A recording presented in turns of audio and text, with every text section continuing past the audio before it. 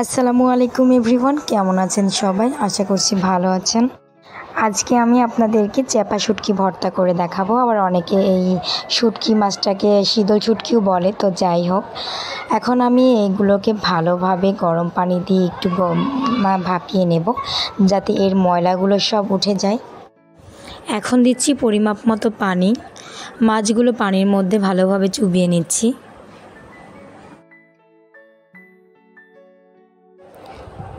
ফিরে আসলাম 2 থেকে 3 মিনিট পর। 2 থেকে 3 মিনিট মতো হালকা আছে আমি মাছগুলো জ্বালিয়ে নিয়েছি। এখন একটা চামচের সাহায্যে আরেকটু নেড়ে চেড়ে নিচ্ছি, যেন ময়লাগুলো ভালোভাবে বের হয়ে যায়। এখন ঠান্ডা পানি দিয়ে পরিষ্কার করে নেব কয়েকবার, যতটুকু পারবো। শুটকি মাছ ভর্তা বা রান্না যেটাই করি না কেন, ভালোভাবে এটাকে পরিষ্কার করে নিতে হবে। তা না হলে ময়লাগুলো আমাদের পেটে গেলে বিভিন্ন রকম সমস্যা হতে পারে। তো যাই হোক, এখন আমি এগুলোকে ভালোভাবে পরিষ্কার করে নেব ঠান্ডা পানি দিয়ে।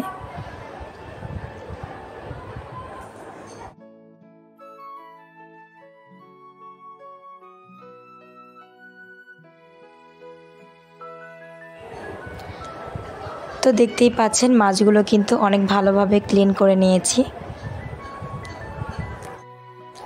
তো এভাবে আপনারাও ক্লিন করে নেবেন, যেন এর ওপরে ময়লা না থাকে। আগে থেকে চুলায় একটা প্যান বসিয়ে নিয়েছি, প্যানটা ভালোভাবে তেপে নিয়েছি। এখন দিয়ে দিলাম রসুন আর পেঁয়াজ কুচি, কাঁচামরিচ, শুকনা মরিচ। এখানে কাঁচামরিচ 4টা দিয়েছি আর শুকনা মরিচ 4টা দিয়েছি। রসুন দিয়েছি 2টা মতো, আর দিয়েছি একটা বড় সাইজের পেঁয়াজ। এখন সবগুলো আমি এভাবে কিছুক্ষণ ধরে ভেজে নেব। আপনারা চাইলে এখানে তেল দিয়েও ভাজতে পারেন মশলাগুলো এবং মাছগুলো। আজকে আমি সিলেটের মানুষরা যেভাবে ভর্তা করে সেভাবে আপনাদেরকে ভর্তাটা করে দেখাবো। এখন আমি শুকনা প্যানের উপরে মাছগুলো ভেজে নেব। মাছগুলো ভাজতে ভাজতে কিন্তু কাঁটা বের হয়ে আসবে, আর তখনই আমি কাঁটাটা ভালোভাবে বের করে ফেলে দেব। কাঁটা রাখলে এটা খেতে ভালো লাগবে না, তাই কাঁটাটা অবশ্যই শিরা, যে কাঁটার শিরাটা থাকে সেটা অবশ্যই ফেলে দিতে হবে।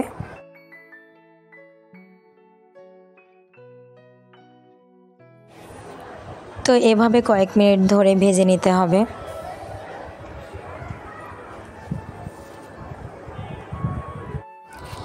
কাঁটা বেছে দেওয়ার পরে মাছের মাংসগুলো কিন্তু একদমই অল্প হয়ে গেছে। তো আজকে আমি ইচ্ছে করে অল্প ভর্তা করছি, জাস্ট আপনাদের দেখানোর জন্য, কারণ আমাদের বাসায় 2-1 দিন পর পরে শুটকি ভর্তা হয়। তো যাই হোক, মাছগুলো ভাজা হয়ে গেছে। এখন আমি ভেজে নেব কালি জিরা। এটা একদমই অপশনাল, আপনারা চাইলে নাও দিতে পারেন, তবে কালি জিরাটা দিলে খেতে কিন্তু অসম্ভব মজা লাগে। তো যাই হোক, কালি জিরাটা এখন আমি একটু ভালোভাবে কিছুক্ষণ ধরে ভেজে নেব। এখানে সব উপকরণগুলো একসঙ্গে করে নিয়েছি। এখন ব্লেন্ডার পাত্রে ঢেলে দেব। দিয়ে দিচ্ছি পরিমাপ মতো লবণ। লবণটা কিন্তু অবশ্যই ভালোভাবে পরিমাপ মতো দিতে হবে, তা না হলে কিন্তু বেশি লবণ হলে খেতে ভালো লাগবে না। ব্লেন্ড করা হয়ে গেছে, এখন আমি এগুলোকে চামচ দিয়ে উঠিয়ে নেব।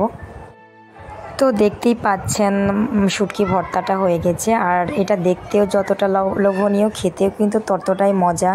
খুবই টেস্ট হয়েছিল। তো ভালো থাকবেন। আসসালামু আলাইকুম।